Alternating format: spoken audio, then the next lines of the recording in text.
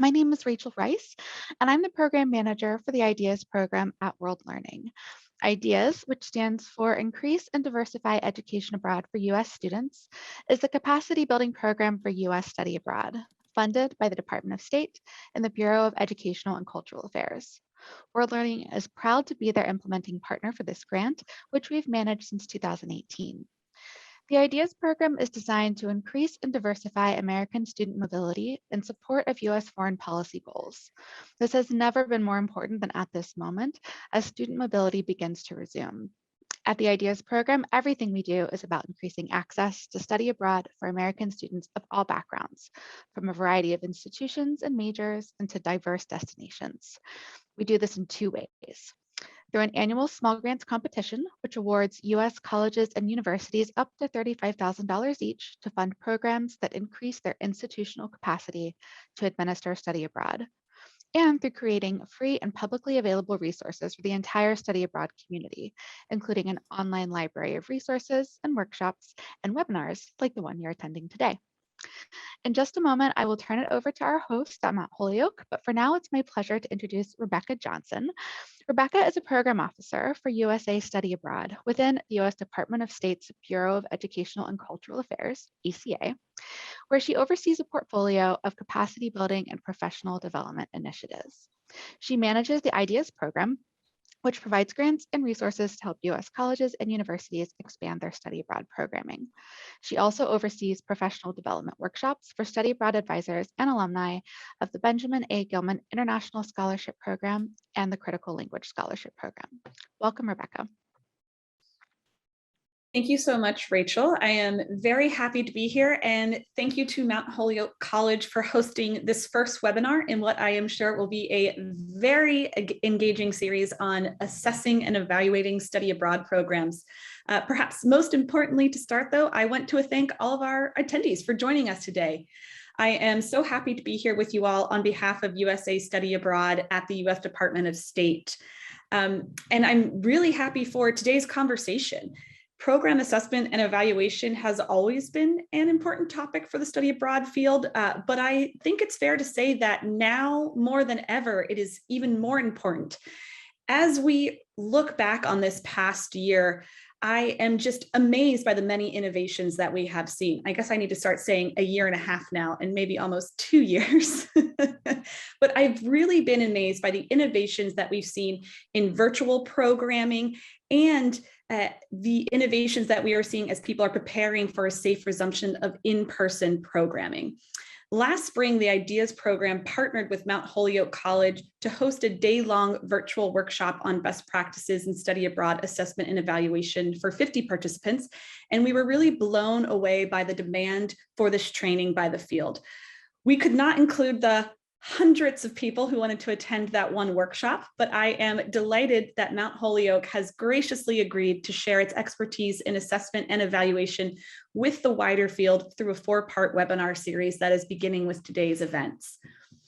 As we launch into this conversation about evaluation in this assessment, I really just want to think about the point in time that we're at for the field. I find myself really asking 2 questions as I reflect upon both the past innovations we've seen and the future. First, are these new projects that we created out of necessity this past year actually reaching new goals and serving new audiences that we missed before? And second, are the in-person programs we are returning to truly serving the needs of our students and institutions? Because many of those needs might have shifted. And how can we really improve these programs if those needs have shifted? Many, if not all of us on this call, are perhaps a little overworked and a little under-caffeinated. So it is very easy to fall into the trap of assuming that the way we have always done things is the best way forward. But our students change, our programs change, and our institutions change.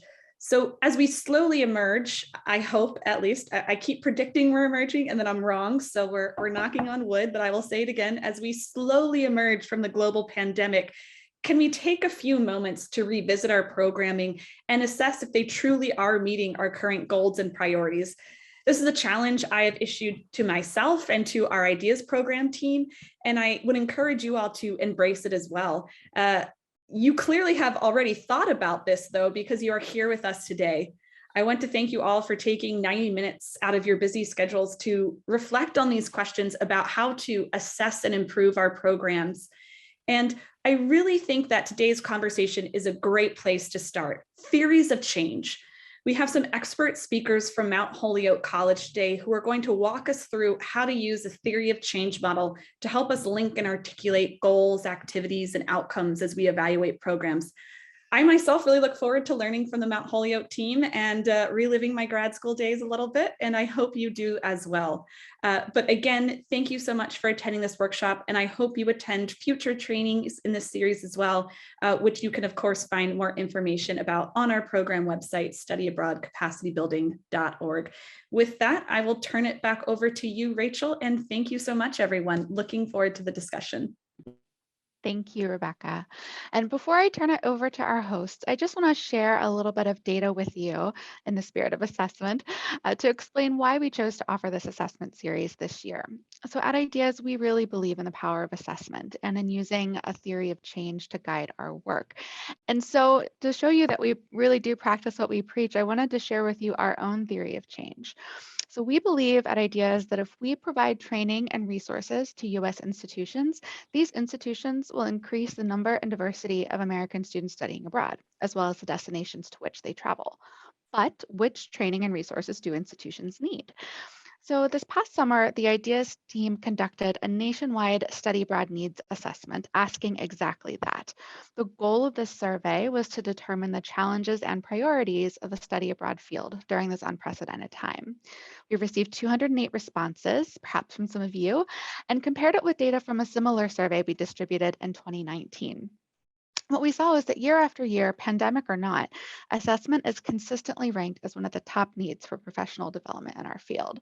This was no surprise to us. As Rebecca mentioned, we have already partnered with Mount Holyoke before to offer a two-part interactive workshop this past spring, and the response to that event was so positive that we asked them to do this again for us, and we're so pleased that they said yes.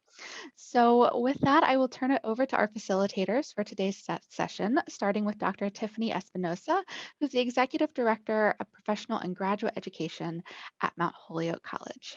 Tiffany, it's all yours. Thank you, Rachel, and it's wonderful to be here with everybody.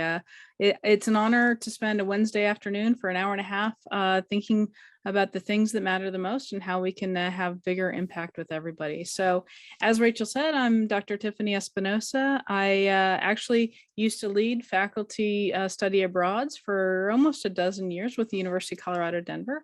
Now I have the pleasure of working here at Mount Holyoke with the Professional and Graduate Education Division.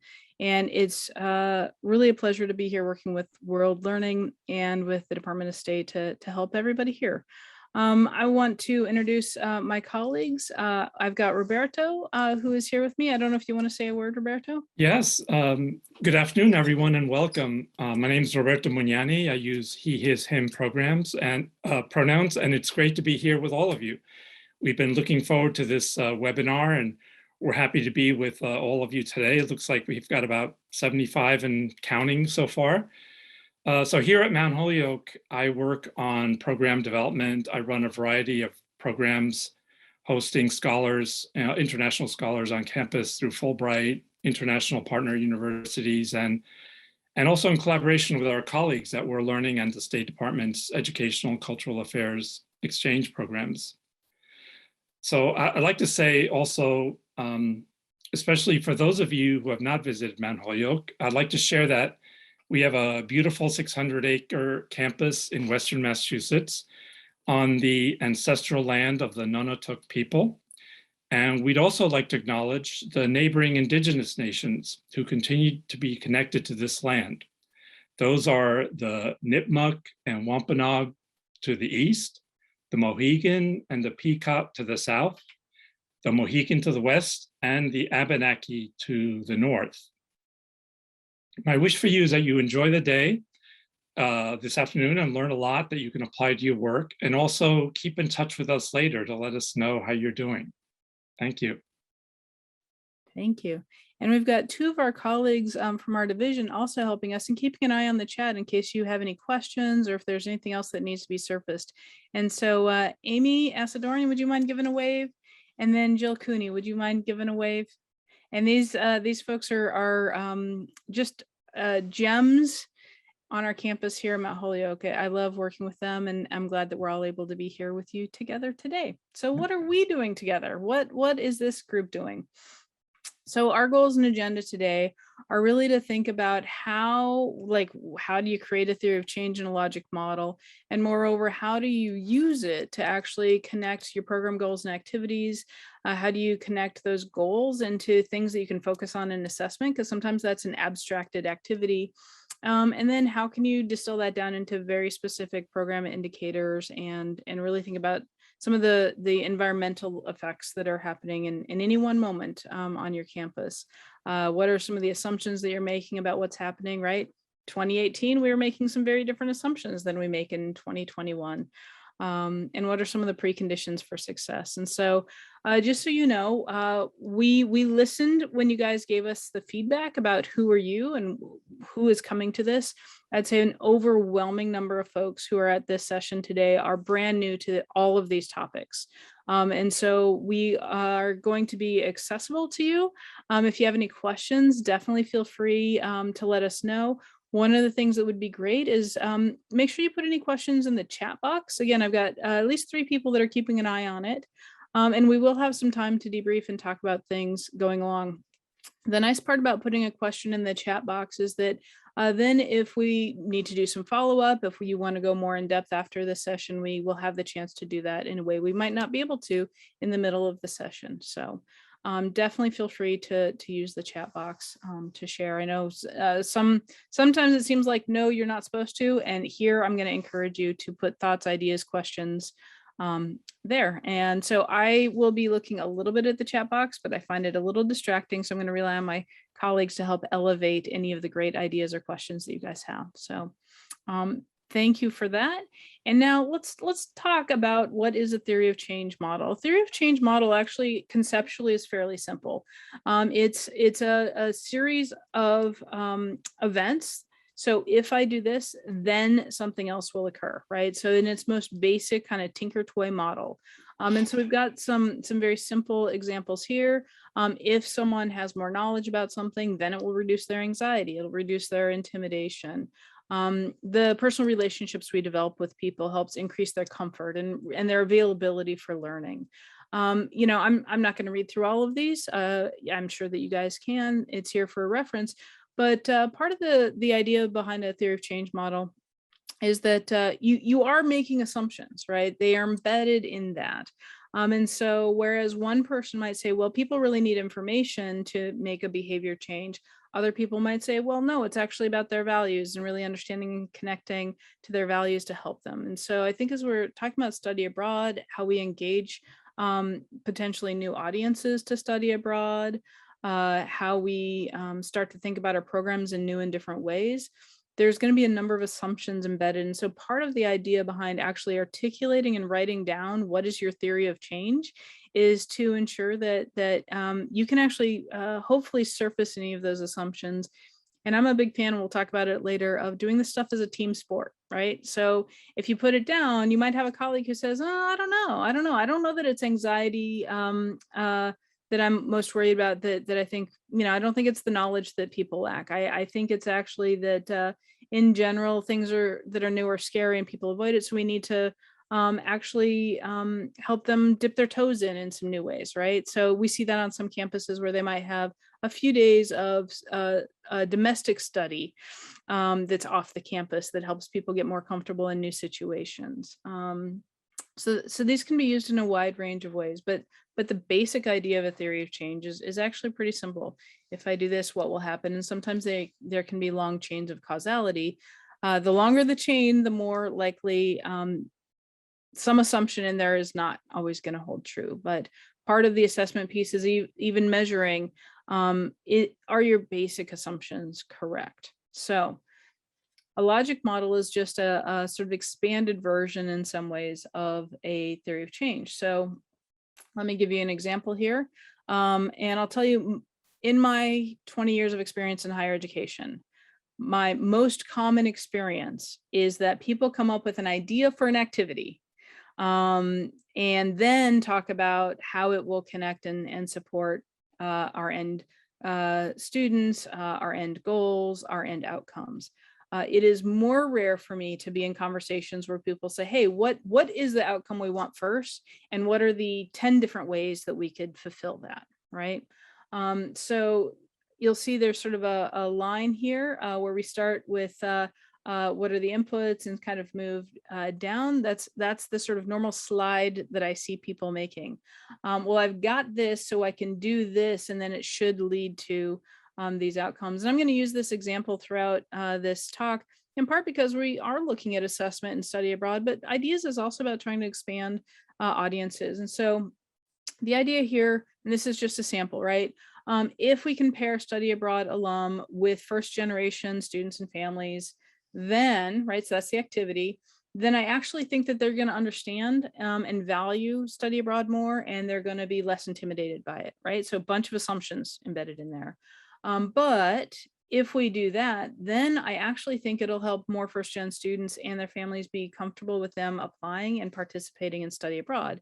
And if my end goal is to get more people from first gen communities to be involved in our programming, then this makes a lot of logical sense, right? What I'm going to suggest to you though, and so this is the flow I normally see in real life happen. I'm going to actually suggest that it's actually better to start backwards, right? The top of the slide should be, well, what ultimately do we want? Do we actually want more first gen students applying? Do we like what is the end goal? And then work backwards from there. And we're going to have a chance to actually explore this in a couple of minutes. But, you know, if I start with, I want more first gen students participating in study abroad, well, you know, part of that is probably about knowledge, values, attitudes, beliefs, access, right? There's like a whole bunch of things, salience, how common it seems for folks or how unusual it seems, right? Like what is the environment in which they are operating in? And so once I understand that there could be dozens of prerequisite indicators to help us get to this end goal, then I can think a little bit more critically about, well, what are the activities? If I think it's knowledge, I'm going to take some actions. If I think it's just about making it ubiquitous so that it's all around folks, you know, I might have a campaign where I'm postering all over the academic buildings and in the residential halls, and I'm, you know, trying to get faculty to talk about it in their classes. And I'm trying to get advisors to talk about it. So it's just the water that people are fishing in, right? So that would be a very different activity to try and get me to the same end. And then always, and the other thing that we've found in our work in this particular realm is that a lot of you guys are in really small offices, right? One, two, one of the questions that we got was, you know, I'm in a 0.5 FTE office. So like, how do I do this? Because that's pretty intimidating. If you're in an office that has 10, 12, 15 people, 20 people, that's great. But most of the people that in our experience have come to our sessions are in really micro offices, which also means you don't have a lot of time, money, energy, resources to do this work. And so if you have a variety of ways in which you can actually meet these outcomes and impacts that you want, then you can say, well, you know what, maybe we don't have the time budget for this great activity right now. We'll wait until later, or we'll wait until we can get an intern, or we'll wait until we do that next hire. But what else can we do? And so it gives you a lot more room to run in. So this is basically, so this is the first half of us trying to think through just our logic model for study abroad programs and activities. Are there any questions that you might want to pose in the chat now before I move on? Because I'm happy to take them. Hopefully it's pretty straightforward. That's the nice thing about some of the stuff. It doesn't have to be horrible and scary and intimidating. Okay. Well, if anyone comes up with a question, let me know. So guess what? You didn't have any questions. This is your opportunity now to go into some breakout rooms. And I want you to using the same prompt, right? Just so we're all working on the same basis. Your goal is, how could you get more first-gen students to participate in study abroad? what I want you to do, we're going to break you out into small groups, is brainstorm first, what are the prerequisite indicators, right? Like what goes into that? And then I want you to try and identify, this is a little bit of a competition. How many different activities can your small group come up with that would lead to the same outcome? And so I'm going to give you guys about 10 minutes, so it's not going to be a long time. So introduce yourself briefly to one another, and then jump in and see what you can come up with. They don't even have to be amazing, awesome, the best ideas. It's right now we're looking for, because honestly, usually your first idea is not your best, and it may not be your second or third. There's some magic that might happen in like the 10th idea. So when we come back, I'm going to ask you guys, and I would recommend for each group, have someone who's going to be the scribe for you. And you might do that in a digital format, but have the scribe and count how many ideas you have. Because when we come back, I'm going to ask one person from each of the groups to put into the chat how many different ideas you have. Does that sound clear? Any questions?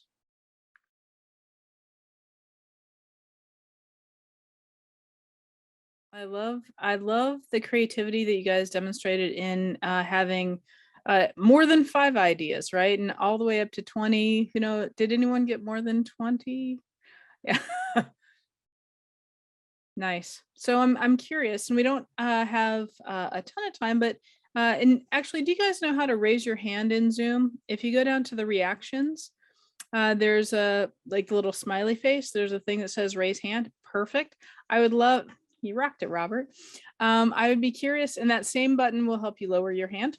But I'd be curious, what are some particularly creative ideas that your group came up with? You're like, wow, I definitely wouldn't have thought of that as a first idea. And I don't know, Robert, if you have one that you want to share. Yeah, sure.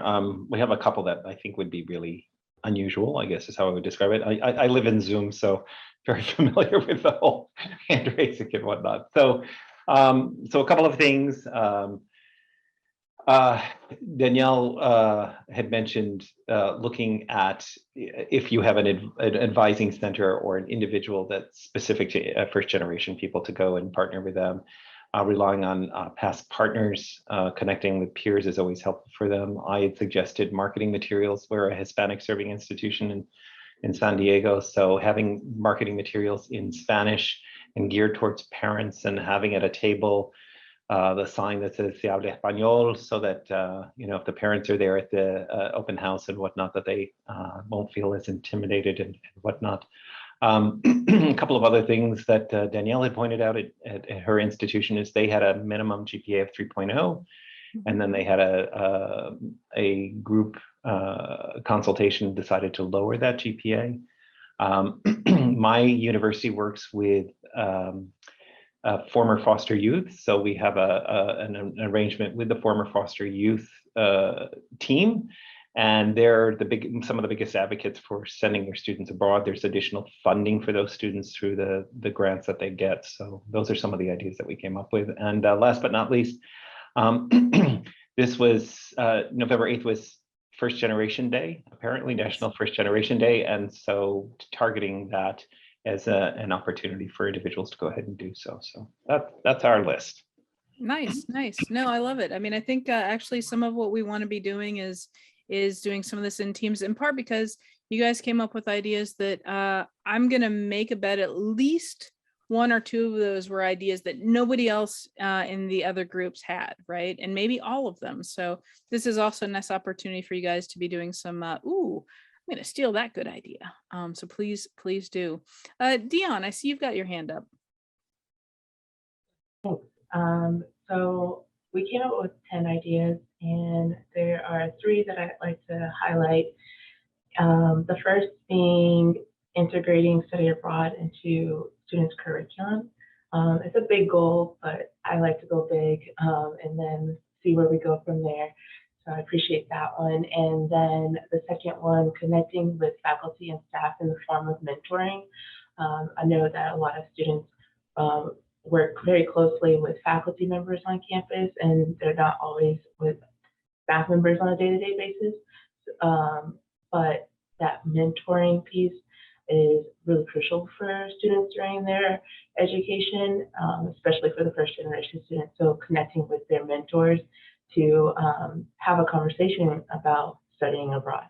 And then the third, which is super interesting to me, I'd never heard of this before, is a postcard campaign sent directly to the students' family members, listing certain benefits of studying abroad. Yeah, yeah. I think, this is where more minds thinking in different directions or with different life experiences can bring some fantastic ideas to the table. Teresa, so why don't you round us up with the last bit of good ideas and sparks of inspiration? So we had lots and lots, but I'll pull out 5 very quickly. One was passport initiatives, get passports into hands to these students right away. One was providing a cheat sheet for academic advisors to keep study abroad easy for them to talk about. One was using the international students on your campus, get your first gen students acquainted with these students and enjoying those relationships. One was, as mentioned earlier, maybe do something domestic, maybe work with refugee resettlement domestically or something like that, more briefly to start building some comfort. And the other was in our group, it was mentioned that many athletes are first generation students. So working with the coaches and the recruiters and all of those people who work with the athletes to figure out how the athletes, many of whom are first gen, can study abroad. Yeah, no, I think these are genius. And, my experience is when you start with the outcome and try and build backwards, you actually end up with a much wider range of interventions, some of which you just wouldn't have been on your radar otherwise. And so hopefully through this very brief exercise, you're starting to see why I'm a huge advocate of logic models. And, sometimes we think about them in terms of building backwards. Sometimes we think about building in terms of going forwards, in terms of, well, how else could this serve our organization? But always, honestly, best practices, start with where you want to end up and build from there. So thank you guys all for sharing. I am going to share my screen again in the spirit of sharing. So let's talk about context and assumptions for just a second. This is an important piece because there are context and assumptions that relate to like, what year is it? What might be going on with families in terms of economics, or with countries in terms of politics, or in terms of, the cost of flights, or how easy or hard it is to contact folks. What are the resources that you have in place? But the other part of context and assumptions is also thinking about what's happening at your college or university right now in terms of, is there a particular part of the mission that your college or university is trying to lean into more? Is there something, other initiatives that are strategic priorities that you want to be attending to? So, in our last strategic plan, we had one of the categories was really to think about integrated advising. Well, if I'm thinking about that as a context, it gives me a very different platform when I'm trying to think about what are my resources and inputs that I can more easily tap into, right? That actually enables new sets of activities for me. But if I wasn't really paying attention to that was a strategic priority on the campus, or that other people were working on it, I might miss that opportunity. And so, you also want to be thinking about what are the assumptions that are necessary for this to be true. So I love the postcard campaign. I think that's a fantastic idea. One of the prerequisites is you need to be able to access the addresses for the first gen folks fairly easily, which means you might have to work with someone in your IT or administrative computing department to be able to get a report of that easily. Are there tags for the population of students? Let's say that you wanted to focus on student athletes or first gen. How is that actually categorized in your system of record so that you can functionally actually get the information that you'd need to do the activity? Are there Facebook groups or Discord channels or other ways in which maybe admissions was working with families that you could tap into early on in their experience or tap back into, right? So context and assumptions are really about locating what's unique about this moment, and how can that either be an advantage for you or might be a barrier that you have to be creative about addressing. Are there any questions, thoughts, or things that you might want to add at this point? And feel free to put them in the chat.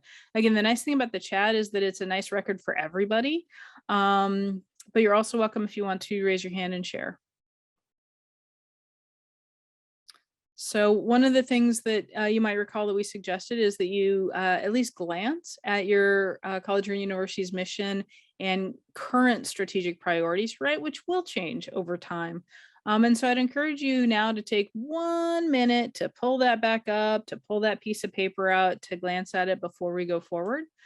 Just remind yourself what it is, what's the context, at least strategically at your college, where everyone should be pulling in the same direction, because that also gives you a little bit of leverage when you're trying to partner with other divisions. Okay, I just wanted to give you a second to pull that up. So I think that that's an important framing as we start to talk about the next piece. So this is the second half. So the first half is, what is the logic model, right? Like, how do we connect activities and outcomes and resources, right? So we just talked about that. Now we're going to start to move into, now how do you connect that to assessment and evaluation? Okay, so here we're going to think through, and don't get me wrong, you don't necessarily have to have something you want to assess at each one of the inputs, activities, outputs, and outcome stage. But I think as an intellectual exercise, it is very helpful to know, well, what do I care about at that stage? What is important? And so I've got some examples here. So at the input stage, right, what is the resource intensity? If it's a great program, but it takes, 70% of all of your staff time, that's maybe not as awesome as something that takes 10%. Or something that, allows you to only really handle 3 projects because of financially, that's all the money you have, right? So you're always going to have some trade-offs in terms of how many resources do you have and how intense is the use. And, I think I'm probably preaching to the choir here. Time is as valuable as money. And so, given all of the other responsibilities that you have, how much of that resource do you have, and how much can you put towards, or are you willing to allocate towards existing or new activities? So now this is also nice, because instead of just thinking about a new program, you can also be assessing your existing programs using these frameworks. So in terms of activities, this is the kind of an area of focus that is more likely to take center stage as you are actually starting a new program, because you're trying to think about, well, literally, did it go well, right? Did the logistics go well? Did the handoffs go well? When I sent that stuff over to the communications department, did they actually, produce the postcard that I needed quickly? When I wanted to reach out to the student athletes, what was the buy-in of the coaches, and were they really helpful, or was there some other information that I needed to provide them, right? So this area of focus tends to be more internal looking, and what happened within your own sort of walls and boundaries. The outputs, right? These sort of prerequisite indicators, right? The direct things that happen as a result of the activity. These are probably the place that most programs are doing assessment. So, the effectiveness of our outreach. Did we actually get the number of students that we were hoping that we would get here? What was the quality of their experience? Was there a knowledge gain? Was there an attitude change? Was there a value change, right? Like what is it that I can directly say, having observed the catalyst and the result? And then the outcomes and impacts, these are generally going to be time shifted, right? So these are things that happen after a while. It's not the immediate, I can do this right after the end of the program. It has to cook a little while, right? Because whatever that prerequisite thing was, they showed up. Well, okay, so as a result of showing up, what then happened? And so as you're thinking about this assessment, part of what might be helpful too is not just thinking about the life stage of where you're at, like, oh, it's a new program, I probably want to measure more of the activities, but also, oh, wait a second, I do want to measure these outcomes and impacts. I need to be thinking about how I'm going to collect that data in a year and a half or 2 years or 5 years if I'm thinking about alum. And so this, if it's an activity to support interests that hopefully you'll ultimately get applications, that might be a shorter cycle. If it's about trying to assess academic engagement, that might be a little bit longer. So this is the question of like, what is it that I even want to measure? Why do I care about this? The next level is the performance indicators, right? Now that I know what I want to measure, how am I going to measure, right? So if I want to measure resource intensity, what's the cost per person? What's the cost to advertise? I might compare it to my other programs in my portfolio. Was it actually on budget? In terms of the activities, here's some examples, performance indicators, number of events, was it on schedule? How would I maybe get feedback from the staff that were involved about the thing that happened, right? And how it affected them.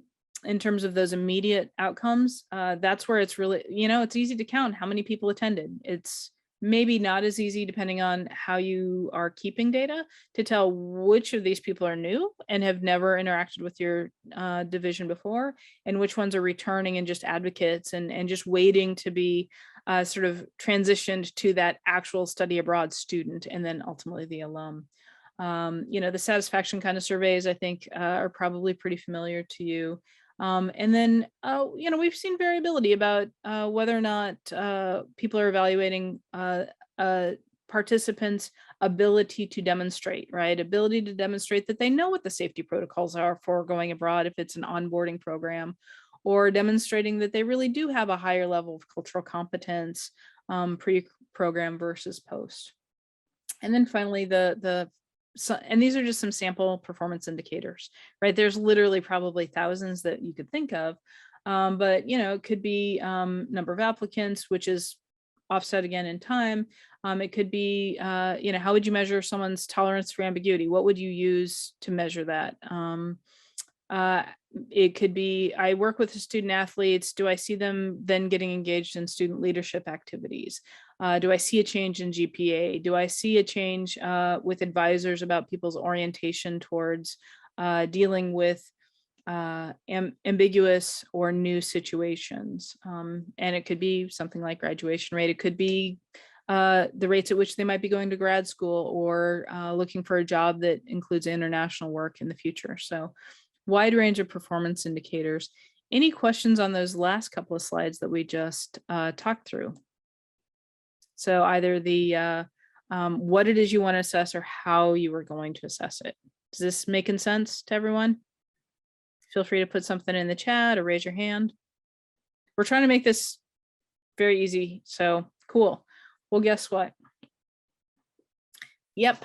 I want you guys to practice this again, right? So we're going to, and I think Roberto, you'll be putting into the chat a link to basically a worksheet that looks like this. You guys should have also received it prior to the session. It'll also be on, I think, the World Learning website. You don't have to fill out the fillable PDF. It really is just a guide for you to think through this. And what I'm going to ask you guys to do, I'm going to put you back in the groups that you started in, right? Because you just did a bunch of ideation. And again, this is a good group. It's always a good team sport. So I would say pick one of the activities that you had already thought of, right? So you don't have to come up with like 10 more. Just pick one that your team is like, yes, let's actually work this all the way through the process. I want you to think about, what is it that we might care about? What do we want to assess, right? So that's the area of focus. And then what might be some performance indicators of that? And the goal here is not necessarily volume. The goal here is try to fill in each of the spots with something, right? And I'm going to give you guys a little bit longer, because I think this is a challenge to think through. And, for each of your colleges and universities, you will have some different assumptions about the context that you're working in and what your resources are. I'd say, just as an individual person representing your organization, make some notes to yourself about that, because hopefully this is something that might be valuable to you later on. And what I want you guys to pay attention to, is, are there places where you're getting caught, where you have questions, or where, contrarily, were there places where like, oh my gosh, I've got this and I've got a really good idea. I've got a really good suggestion, because we're going to come back and talk about this a little bit, talk about not necessarily your maps, but the experience of doing this. So sound good?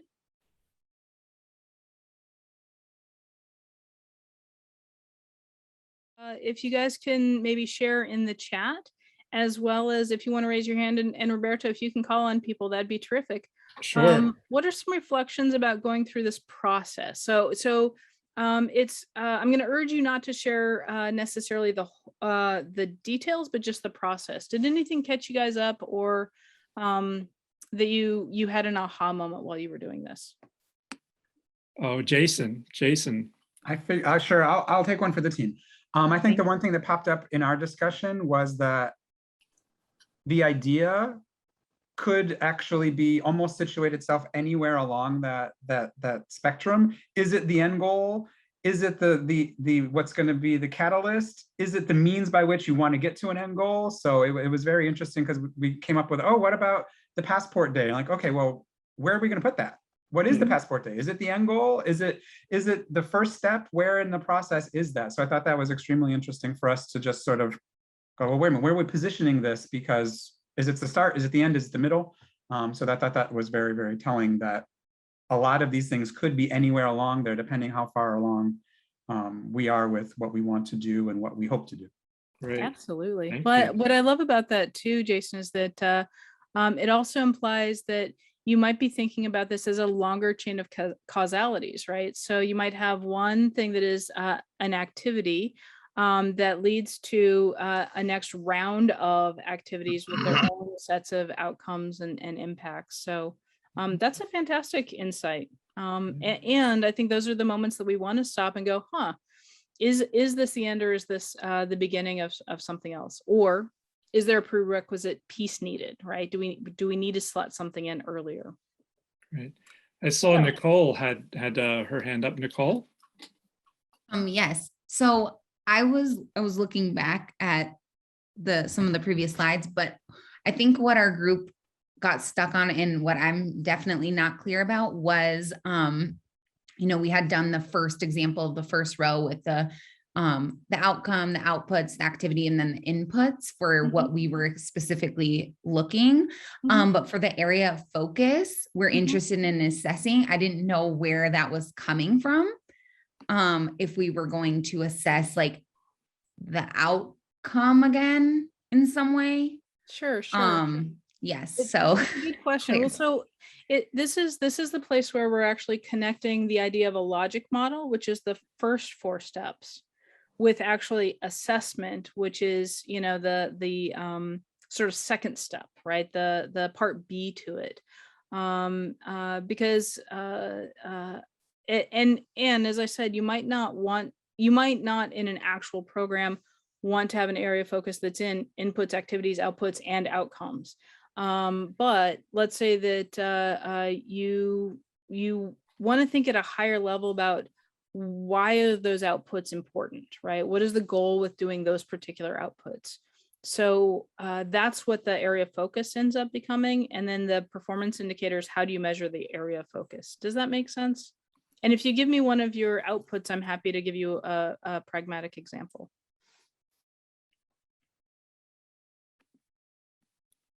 So our big outcome was first gens going abroad, but we were going to show them that they could learn a new skill while they were abroad that they wouldn't learn at the home institution. Nice. So it was an activity to help them build that skill, which would be the output. And the skill then is a near-term indicator or a near-term prerequisite to helping them understand that they could build more skills if they went abroad. Is that the right mental model for me? Yes. Great. So in that, so the step 2 on this slide that you'd have is building a skill. And I think the question in terms of the area of focus would be, what is important about building that skill? Is it a sense of self-efficacy? Is it their technical ability to do the skill? Is it their comfort level with that new skill? Because those are all three different things, right? That we might want to be focused on. And I might say, I don't actually care if they're really good at that skill, right? Like that's not what I'm not trying to measure if they're going to get an A on that skill. What I'm trying to measure is the difference between before this activity and after this activity of their sense of self-efficacy related to skill building. So then the performance indicator isn't going to be, demonstrate the skill to me. It's going to be about asking questions related to basically self-efficacy, but how comfortable are you at solving this kind of problem in the future? How easy do you think it would be to build new skills like this in the future, right? So depending on what that area of focus is, that helps guide what the right performance indicator is. Does that make sense as an example? But like what the example you gave, it doesn't necessarily, that could be on there, but not necessarily the focus. It could be, any number of things, but your area of focus is the one that you're then going to assess. Exactly. Right, That's right. exactly it. That's exactly it. So there could be a dozen things, but what is the one that I actually care about? Right. So Tiffany, we have about a couple of minutes to wrap up.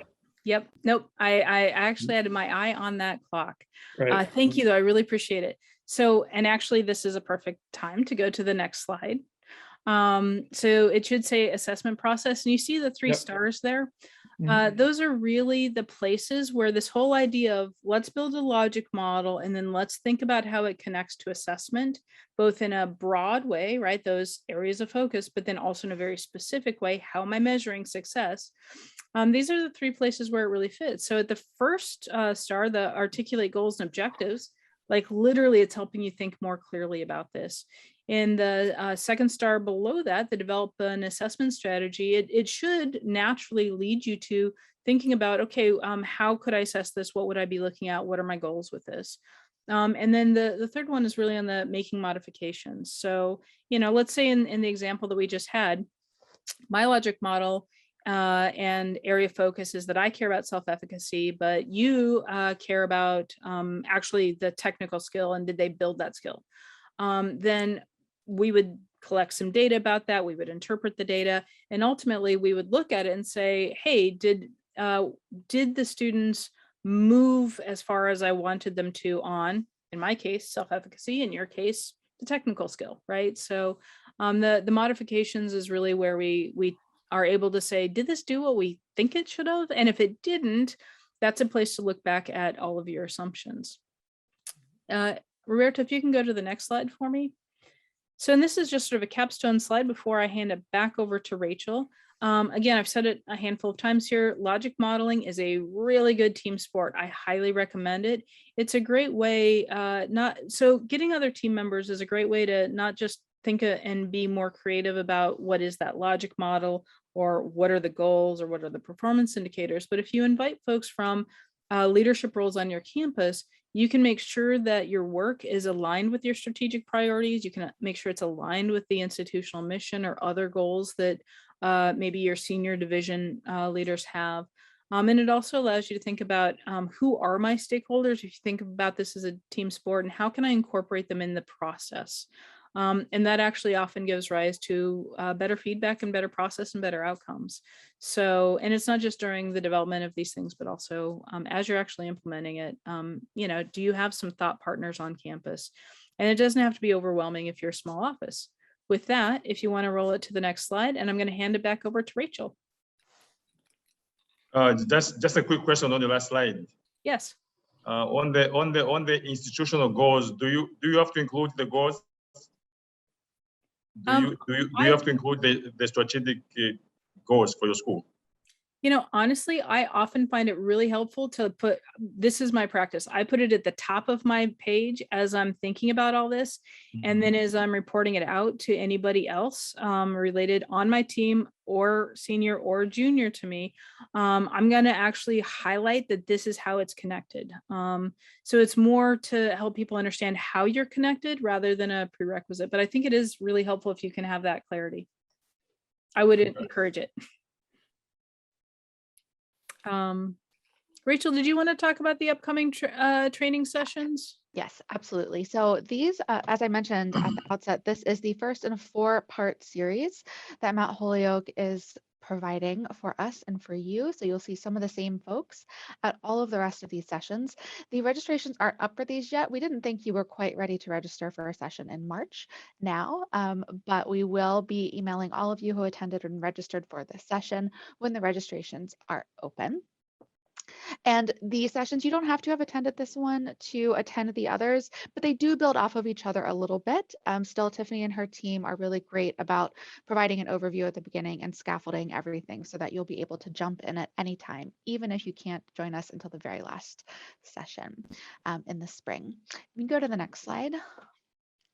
I just wanted to share a couple of ways that you can all continue to engage with the Ideas program over the next year.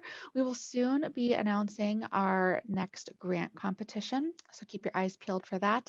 We have webinars in addition to these assessment focused ones. We have 2 other webinars that the Ideas program is putting on this year. One focused on creative finances and budgeting for your office, and another focused on supporting and recruiting underrepresented students. I know we focused on first-gen students in our breakout rooms today, but we'll look at some other underrepresented student groups as well. And then workshops. We are just wrapping up a call for proposals for workshop sessions. Those will be longer form, either all day, multi-day, and or in person. And we will be announcing a schedule of those in the coming months as well. Final slide. I think this is the final slide. And this is just where you can find us. That's our website and our email. And we would love to hear from you. And you'll be receiving an email from us shortly with a survey to complete for this webinar. We'll also be sharing some resources from the past webinars we did with Mount Holyoke. And we would really appreciate your response to that survey. And that is it. Thank you so much for joining us today. We will be in touch and we hope to see you again in December. Thank you, everyone.